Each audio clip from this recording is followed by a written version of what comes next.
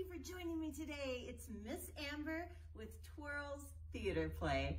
Hey adults, did you know that moving your body not only makes you stronger, but it also makes you smarter? Every kid should get at least an hour of exercise every single day, and that actually will help with reading skills. So get out there and jump and bike and have a dance party, because moving your body not only is really healthy, but it's really important for kids learning to read. Let's start with a song. Did you know that in Japan, to say hello, they say konnichiwa, konnichiwa. So our first song is Konnichiwa, hello. You ready? Konnichiwa, konnichiwa, hello, hello. Konnichiwa, konnichiwa, hello, hello. Konnichiwa, konnichiwa, hello, hello. Konnichiwa, konnichiwa, hello, hello. Hello, friends. Welcome here today. All right, the next one is an African song, and you know what? We've sung this before. We're gonna start with a beat, because in Africa, they like to sing with the beat. Kumba alafia ashe ashe, kumba alafia ashe ashe. My heart, it welcomes you, ashe ashe. My heart, it welcomes you, ashe, ashe. Kumba alafia, kumba alafia, kumba alafia, ashe, ashe. Woo! You know, it's the month of October right now, and in October, a lot of people around our country are celebrating Halloween. They put on masks. Oh, I'm not talking about this kind of mask. No, I'm talking about a mask like this. Ta-da! Or I'm talking about a mask like this. And they wear these masks to transform themselves into something that they aren't. But did you know that around the world, there are masks that were made for all sorts of reasons. And one of those reasons is storytelling. So we're gonna go on a trip around the world, and I'm gonna tell you some stories using masks. Our first stop is Japan. Come on, let's go.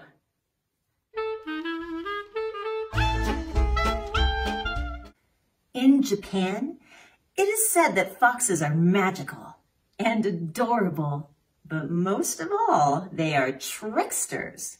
And one trick that they love to play is creating ghost lights in the nighttime.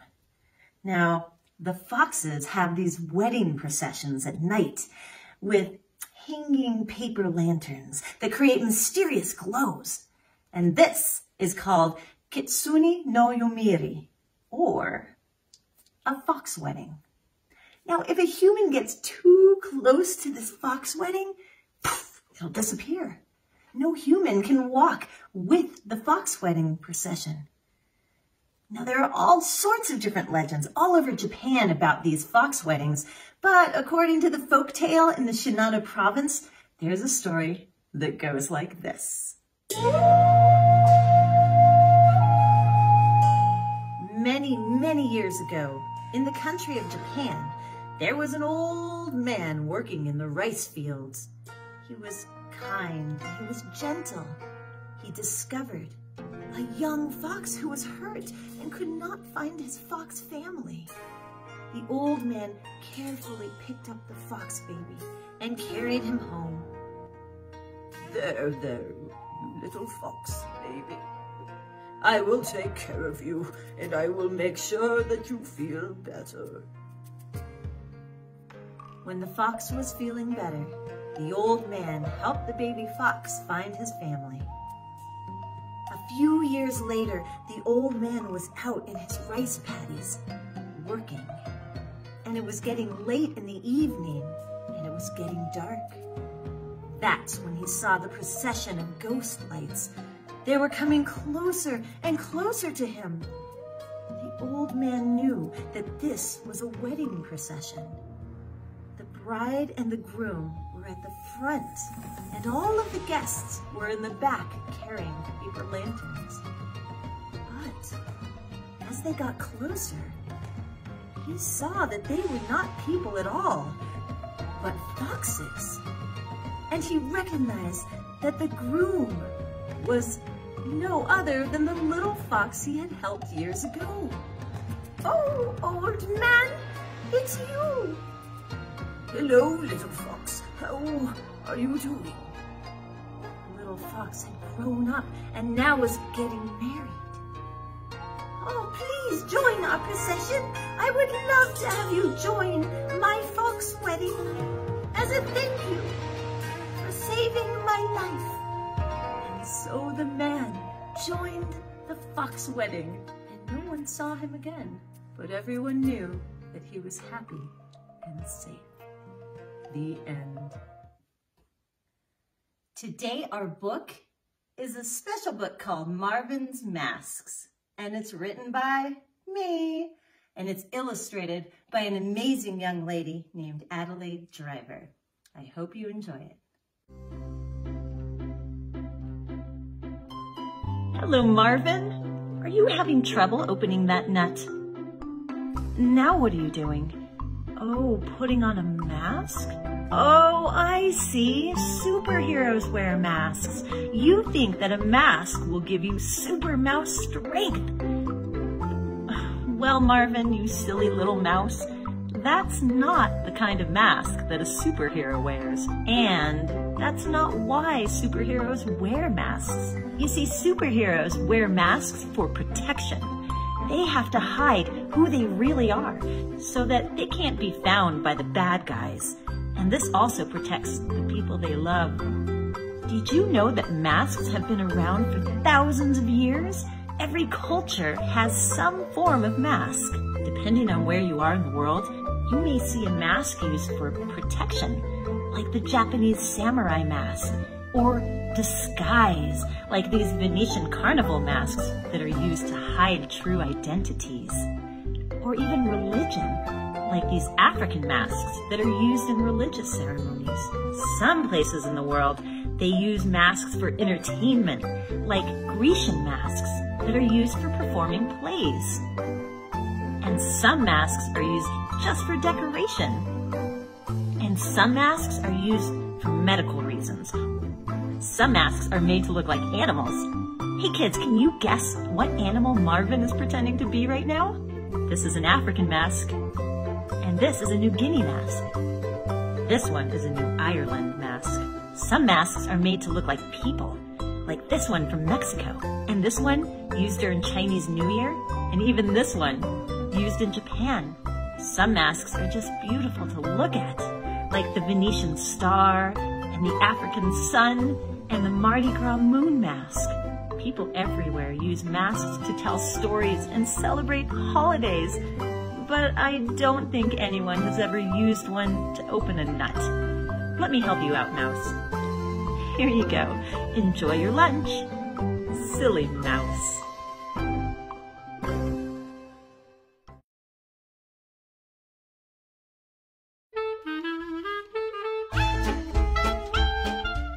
Our next tale brings us back here to America, and we are going to go to some of the oldest living people in our country. The people who have lived here the longest are called Native Americans, and the Native people who live in the Northwest United States and Alaska are called the Inuit people. Now, there was a time in our history when the Inuits from the United States, who live mostly in Alaska, lived in igloos and rode dog sleds, and they ate only what the earth provided to them, like fish and seal and caribou. These Native people love storytelling. They have so many different stories. If you were an Inuit child and you did something wrong, you wouldn't get a timeout or your parents wouldn't yell at you. Instead, they would sit you down and they would tell you a story that had a very valuable lesson. The Owl and the Raven, an Inuit legend. An owl and a raven were good friends. One day they were playing a game inside an igloo, and the owl worked very quickly and was very good at the game. The raven said, "I'm bored with this game. Let's paint each other instead." And he went to get the oil can and paintbrush. The raven painted the owl. The raven was very careful. "Ooh, I love how you painted me. Thank you. I will give these hammocks to you for what you have done." Hammocks are snowshoes. Oh, I love hammocks. I can dance with them on my feet. Look at me, look at me. Ooh, ooh, ooh, ooh, ooh. The raven danced and moved while the owl painted him. The raven would not sit still. Ooh, come on, stay still. I can't paint you when you are moving like that. But I don't want to stay still. I want to dance. I love my new hammocks. I love my new hammocks. Raven, you are making me mad. I cannot paint you when you are moving around like that. The owl picked up the bucket of black oil paint and dumped the whole thing on Raven. And since then, the raven has been black and the owl has beautiful marking. Remember, kids, each time you see a raven, it should remind you to be patient and thankful so that you don't end up the way the raven did. Our final story today is from the wonderful country of Africa. It is believed that the Africans have some of the oldest masks in all the world. The first masks that were ever created probably came from Africa 9,000 years ago. That's a lot of years. Our story is another tale that has a lesson. In the jungles of Africa, two cats found some cheese. They loved cheese, and they could not believe their good luck. Now how shall we divide our cheese? I will be happy to cut it in half. No, I don't trust you. I will cut it in half. How do I know you will divide it fairly? I will divide the cheese. In the trees, a monkey watching saw the cheese and knew that there was nothing more wonderful than a piece of cheese. She swung down from the tree and went over to the cats. I will be happy to divide the cheese for you. The cats agreed, and after much thought, the monkey carefully divided the cheese into 2 parts. Thank you. Thank you, monkey. Uh-oh, I have made a mistake. The pieces are not equal. But don't worry, I will fix it. The monkey ate a little bit of the cheese. There we go. The cheese is now the same size. Again, the cats prepared to eat the cheese. Uh-oh. I'm afraid I ate too much. The 2 pieces are not the same size. But I can fix it. She ate a little bit from the other chunk of cheese and gave them back to the cats. The cats prepared to eat the cheese again. Oh no, I did it again, said the monkey. I ate too much. Now the pieces are not the same size. But don't worry, I can fix it. That's all right. They don't need to be perfect. Yes, they do. The cheese has to be equal. So the monkey kept trying to divide the 2 pieces equally, and trying, and trying, and the 2 pieces became smaller and smaller, and the monkey's belly got fuller and fuller. Finally, there were 2 tiny pieces of cheese left, and the monkey held them up. Aha! I think these pieces are exactly the same size. I hope you enjoy your cheese. And the monkey swung up into the trees, leaving the 2 cats with their teeny tiny pieces of cheese. Your piece is bigger. No, your piece is bigger. And for all we know, they're still arguing. And that clever monkey is still smiling. That timeless folktale talks about how the monkey has to be very clever and how the cats have to know who to trust and who they shouldn't. The jungle cats simply allowed that monkey to come in and tell them which one is the biggest piece of cheese. And they don't trust each other, which they should. That was a very foolish decision on their part, huh? The greed ends up with them having way less than they should have had in the very beginning. And that monkey, he got the last laugh. Japanese Cherry Blossom Mask. For this project, you will need cardboard, black paint, pink paint, containers for paint, water, drinking straws, and Q-tips. First, I cut the mask shape and the eye holes out of the cardboard. Next, I mixed my black paint with a little bit of water. You want the paint to be a little thin. Start with a small amount of water and add more if you need to. My son used a paintbrush to drip paint onto the cardboard mask. Next, he used his drinking straw to blow the paint across the cardboard. This is a process art project and will come out different for everyone. The black paint splatters will represent the branches of the tree.